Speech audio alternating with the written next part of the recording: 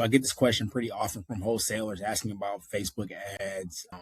And the question is how much, what kind of budget should I have if I'm running Facebook ads, right?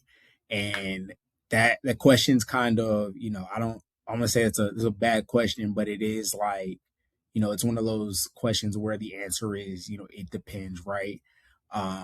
And typically when people ask me that question, the first question I ask back is, what markets are you targeting? And from there, I can kind of give an estimate about, what their cost per lead will be, and then ultimately tell them, how many leads it'll typically take to get a contract, and ask another follow-up question, how many contracts are you looking to get each month, right? And then based on the cost per lead and the number of contracts they're trying to get each month, we can kind of reverse engineer, what a budget, what a healthy budget will look like for their markets. So the first kind of core principle, that you should understand before running Facebook ads is that, your audience size ultimately determines like your cost per lead, right? So the larger your audience size, the lower the cost per lead.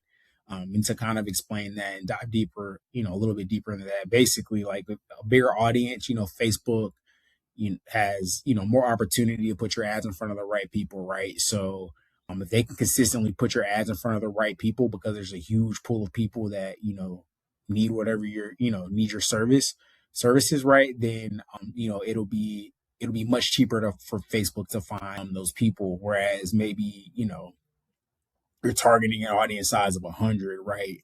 Facebook's just gonna show your ads to the same people over and over and over again, right?